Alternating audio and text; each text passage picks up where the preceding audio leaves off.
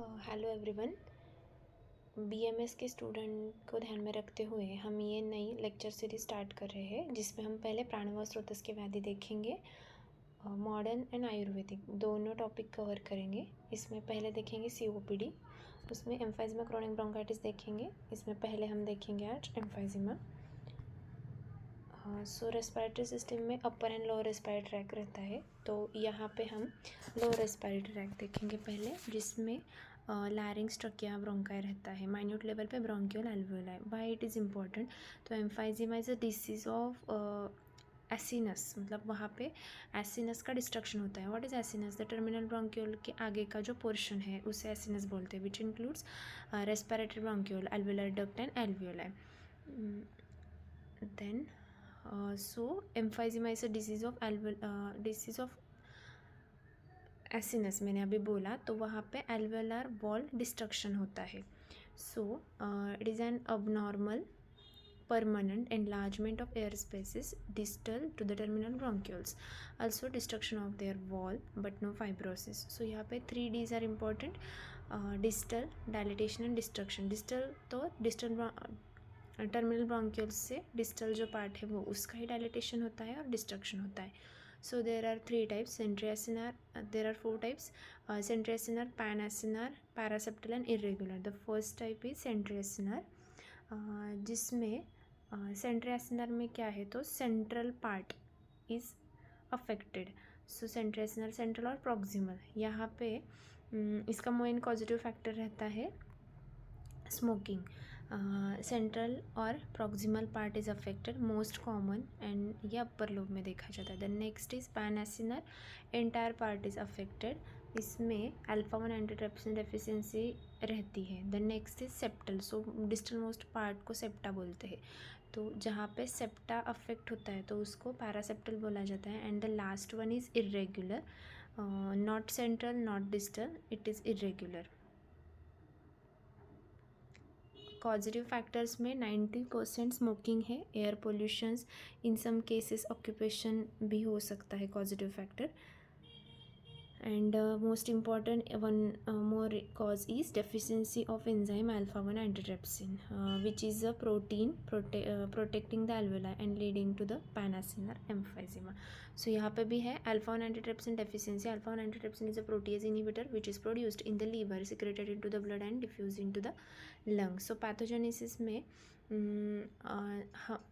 जो गैसेस का एक्सचेंज होता रहता है, तो एल्वेलाई में इलास्टिसिटी रहती है नॉर्मली, बट इन एम्फाइजिमा ये इलास्टिसिटी का लॉस होता है, वो उसका डिस्ट्रक्शन होता है। So loss of elasticity in alveoli and terminal bronchiole which leads to abnormal enlargement of the alveoli. यहाँ पे इलास्टिन क्यों इंपॉर्टेंट है? Elastin is an important to maintain the integrity of the lung parenchyma and small airways. Then next is protease, that is elastase released by the neutrophils, can digest elastin and destroy the parenchyma and small airways. So जब continue कोई chronic smoker है या फिर कोई और positive factor रहेगा, alpha 1 antitrypsin deficiency रहेगी, तो इन्फ्लामेशन, स्मोकिंग की वजह से बॉडी उसके अगेंस्ट फाइट करेगी तो इन्फ्लामेशन होगा। Neutrophils will secret protease and जो आगे जाके इलास्टिक टिश्यू का डाइजेशन करेगा।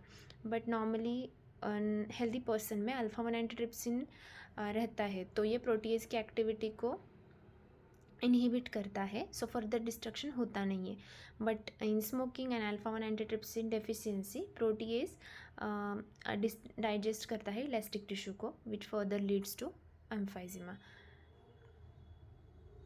इनिशियल फेज में ज़्यादा सिम्टम्स या फिर नॉन स्पेसिफिक क्लिनिकल फीचर्स रहते हैं, shortness of breath and cough with और विदाउट स्पिटम, वीजिंग में और may not be present, expiration done with pursed lips, जहाँ पे फोर्सफुल एक्सपिरेशन भी करना पड़ता है। इसको एक ओल्ड टर्मिनोलॉजी भी दी गई है, that is pink puffers, barrel chest, जिसमें एंटर और पोस्टीरियर डायमीटर बढ़ता है।